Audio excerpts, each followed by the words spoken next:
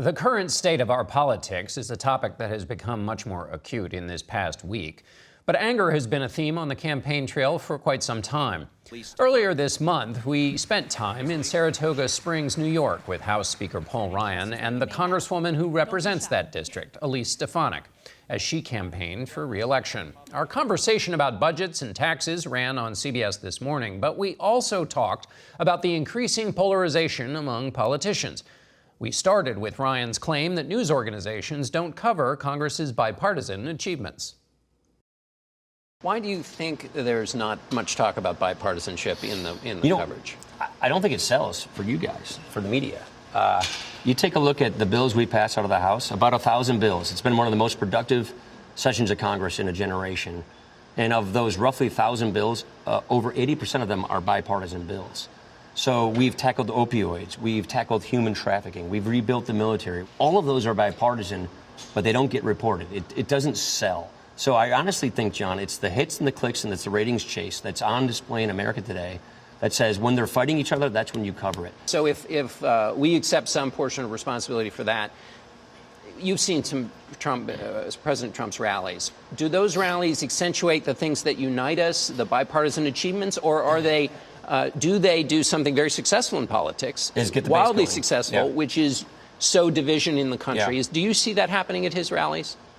Sometimes, yeah. Sometimes meaning? Well, not always, but sometimes. I worry about tribal identity politics becoming the new norm of how politics is waged.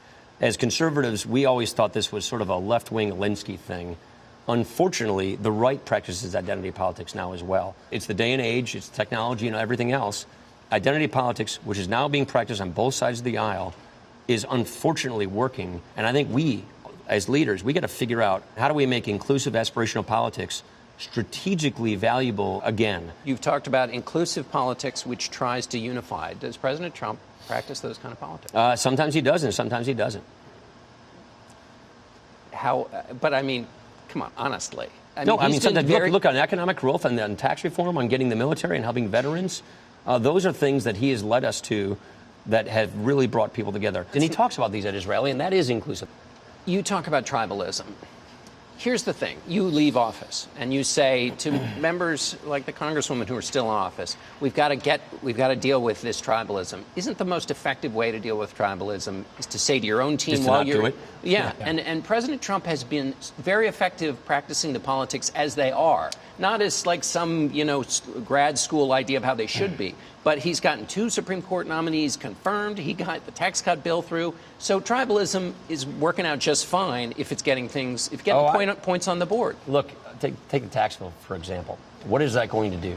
That's going to create economic growth and opportunity. It's creating more investment. This company right here, 30 more jobs and higher wages, more investment in their factory to hire even more people. So what does that do? That helps reduce economic anxiety. So to me, the best way to combat tribalism is to starve it of its oxygen, which is anxiety, economic anxiety, security anxiety. And if we can pass policies that help improve people's lives, make them more confident about the future, then they'll be less prone to be swayed by the kind of tribalism, identity politics we see these days. But isn't another way, and perhaps a more effective way, is not to give in to tribalism when it's convenient in order to get something passed? Yes, that as well. But what can we do? We can control. She can control what she says. I can control what I say. She and I don't tweet these things. We say what we say, but also we pass policies that we believe are going to be good for this country and are going to address people's concerns and fears and make them more secure in their lives. Do you think what is more attractive to people who are running is the kind of inclusive, kind of old-style Republican vision that the speaker here is talking about, or the grittier, tougher, highly successful kind of politics that's transformed the Republican Party that President Trump practices?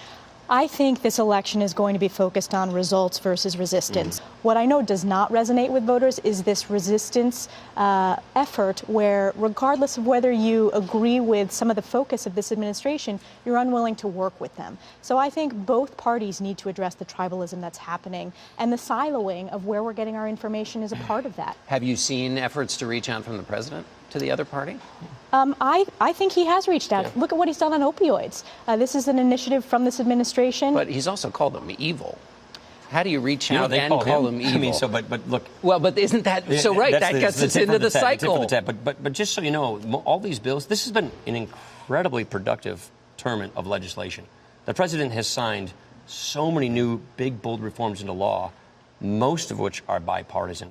Again, that interview was taped on October 16th. We also spoke with Speaker Ryan about his plans after he leaves Congress in January, but with breaking news this weekend, we've had to put that on our website at facethenation.com.